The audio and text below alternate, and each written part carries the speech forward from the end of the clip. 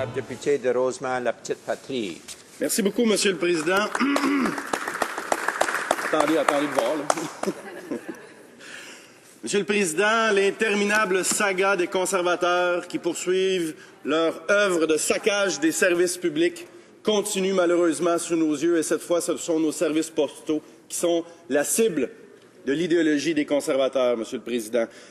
Regardons d'un peu plus près quel est le plan magique, extraordinairement brillant, qu'on nous a concocté pour sauver, soi-disant, Post Canada et assurer son avenir. Point numéro 1, faire disparaître des milliers de bons emplois. Deuxièmement, couper des services à la population puis aux entreprises. Et troisièmement, faire bondir les coûts de 15 %. Toute une recette pour la réussite. Ça, dans le secteur privé, ça marcherait, là, ça n'a aucun sens. C'est sûr qu'on va assurer le succès de nos services postaux avec ce genre d'action qu'on prend pour l'avenir. Et quelle est la justification de toutes ces coupures à nos concitoyens, à nos concitoyennes, mais également à nos PME? Post Canada serait au bord de l'abîme. La ruine est en vue. Si nous ne faisons rien, c'est la catastrophe. Et nous devrons tout couper. Et le ministre de l'Infrastructure, hier, à la radio de Radio-Canada, tenait ses propos alarmistes là. Il parlait même que Post Canada perd en ce moment des centaines de millions de dollars. Et si on ne fait rien, ça sera 1 milliard de dollars de pertes par année. Rétablissons les faits, Monsieur le Président. Post Canada a été rentable 16 des 17 dernières années. Pas mal. Rentable 16 des 17 dernières années. Pendant cette période, on a accumulé des profits de 1,7 milliard de dollars. C'est pas la catastrophe, hein? Pas si pire. En 2012, le secteur entreprise de Post Canada a dégagé des profits de 127 millions et le secteur poste a dégagé des profits de 98 millions. La seule année déficitaire, Monsieur le Président, dans les 17 dernières années a été 2011. Qu'est-ce qu'ont fait les conservateurs en 2011? Ils ont mis les employés de Post Canada en lock-out. Évidemment, ça n'aide pas pour assurer l'entrée de revenus. 2011 est une année assez exceptionnelle également parce que Post Canada s'est vu dans l'obligation de verser le règlement de l'équité salariale, qui est une bonne chose. On est en faveur de l'équité salariale, mais ce n'est pas représentatif, c'est une dépense non récurrente. Oui, le courrier est en baisse, mais le colis est en hausse. Oui, il y a davantage d'achats en ligne, mais ça ne veut pas dire qu'il y a moins de courrier. Il y a moins de lettres. Mais si vous achetez votre cadeau de Noël pour votre enfant en ligne, il faut bien livrer le paquet chez vous. Post Canada est là pour ça. Alors, il y a moyen de miser sur ce qui fonctionne le plus, c'est-à-dire le colis, mais également des services Internet que Post Canada a commencé à offrir. L'idée, Monsieur le Président, c'est qu'on devrait chercher des nouvelles avenues pour des nouveaux revenus. Il ne faut pas démanteler un service public apprécié des citoyens et des citoyennes de ce pays. On nous sert l'étude du Conference Board qui est basée uniquement sur la seule année déficitaire des 17 dernières années. Conference Board s'est basé sur l'année de 2011. À notre avis, ce n'est pas représentatif. Et le milliard de dollars de pertes prévues en 2020 n'est pas une certitude. Au contraire, il y a moyen de voir les réussites de Post Canada des 17 dernières années puis dire on va miser sur des nouveaux revenus. Et j'y reviendrai, oui, des services bancaires, effectivement, qui est une bonne partie de la solution. Je veux juste souligner, soit dit en passant, que par le plus grand des hasards, le PDG de Post Canada siège sur le conseil d'administration du Conference Board. Toutes les apparences, Monsieur le Président, d'un léger conflit d'intérêts. Il y a d'autres études qui donnent un avenir meilleur à Post Canada sans être obligé par passer par ces coupures draconiennes, et on y reviendra. On parle ici de la disparition potentielle de 8 000 emplois. Ce n'est pas rien, Monsieur le Président. 8 000 bons emplois qui ne seront pas disponibles pour nos jeunes qui arriveront demain sur le marché du travail. C'est un dur coup pour nos communautés. Ces 8 000 emplois à 50 000 $ par année représentent une perte de masse salariale pour nos communautés de 400 millions de dollars qui disparaissent. Ça va faire mal à nos commerces, ça va faire mal à nos villes et à nos villages. L'impact sur le service. Si leur plan est mis à exécution, 5 millions de Canadiens ne recevront plus leur courrier chez eux. C'est énorme. 5 millions de personnes. En ce moment, Post Canada nous dit « c'est pas si grave, il y a déjà le 2/3 des Canadiens qui ne reçoivent pas leur courrier à domicile. » Ça dépend comment on calcule les choses. Encore une fois, on peut rétablir les faits.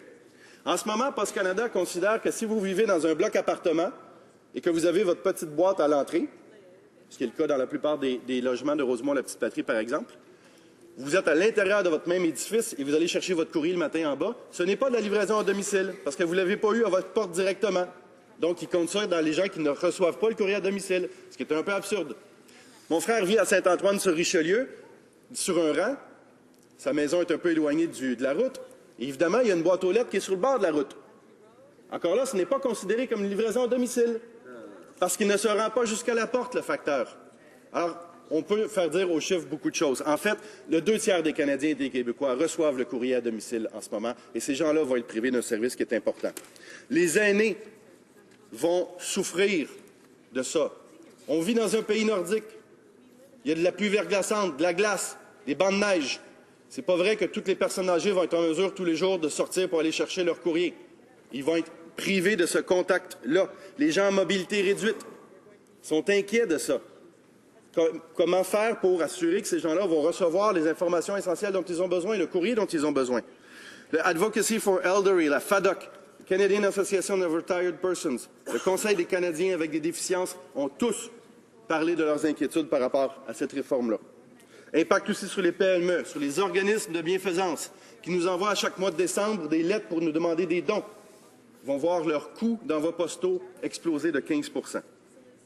Ici, à Ottawa, le Ottawa Food Bank a exprimé ses inquiétudes. Même la Fédération canadienne de l'entreprise indépendante se demande effectivement comment ses membres vont être capables de s'en sortir. Si Post Canada va de l'avant avec ce plan de démantèlement, le Canada sera le seul pays du G7 à ne pas avoir de livraison de courrier à domicile. Je m'excuse, il n'y a vraiment pas de quoi être fier. Canadians like their postal service. They appreciate this public service, this link with the rest of the community. Citizens don't want to scrap 8,000 good jobs that will disappear for our youth. We don't need to cut services. Right now, seniors are worried. People with disabilities are worried. And it's not the bad joke of Deepak Chopra about the benefits to take a walk for exercise that will reassure them. Canada Post have challenges, but there's no reason to panic. In the last 17 years, they have generated profits 16 years. In that period, they have made more than $1.7 billion. Not too bad. For the future, we need to seek new revenues for Canada Post. Why not looking at banking services, like a few countries already did? Countries like United Kingdom, France, Switzerland, Japan, New Zealand, or Brazil. With the NDP, you know on which side we are. We are on the side of seniors, small businesses, charities, and ordinary citizens. Let me guess that Conservatives are on the side of the President and the 22 Vice Presidents of Canada Post who are paid more than $10 million per year. We are on the side of postal workers and young people of this country who are looking for a good job. La réforme de Post Canada qui nous est présentée va créer une pagaille extraordinaire. On est dans l'improvisation totale. Les boîtes communautaires qu'on nous propose d'installer partout fonctionnent assez bien dans les nouveaux développements, c'est vrai. Pourquoi? Parce que c'est prévu de même. On y a pensé. Ça a été planifié. Et dans les zones urbaines formellement peuplées comme Rosemont-la-Petite-Patrie, j'ai une question, c'est pratiquement impossible. J'ai une question fort simple pour mes amis conservateurs. Où est-ce que vous allez mettre les boîtes? Venez au coin de Beaubien puis Christophe Colomb, puis montrez-moi où est-ce que vous allez mettre les boîtes. C'est pour ça que la Ville de Montréal s'oppose au changement proposé par Post Canada, qui a déjà une résolution qui a été adoptée. Ce qu'il faut, Monsieur le Président, c'est des nouveaux revenus pour Post Canada. Les Canadiens sont d'accord à 63 % avec cette option. Et ça existe déjà. Le Japan Post Bank est la plus grande banque de dépôt au monde, avec 2,15 billions de dollars de dépôts. Ça, c'est 2 000 milliards de dollars de dépôts dans les services postaux du Japon. La Nouvelle-Zélande a créé une banque, les services postaux ont créé une banque en Nouvelle-Zélande, la Kiwi Bank, qui est la plus grande banque proprement néo-zélandaise, qui assure 70 % des profits de ce service public. En Italie, les services bancaires du service postal représentent 67 % des profits de Poste Italiane. En Suisse, PostFinance représente 71 % des revenus de la Poste suisse. En 2005, un rapport de la Bibliothèque du Parlement disait qu'il était d'accord avec la création, qu'il fallait avoir des services bancaires pour Poste Canada. 3 anciens présidents de Poste Canada sont d'accord avec ça. Monsieur le Président, si les conservateurs veulent sauver ce service public, empêcher la privatisation, il faut donner des nouveaux moyens, des nouveaux revenus à Poste Canada. Il faut avoir des services bancaires dans nos succursales. Merci.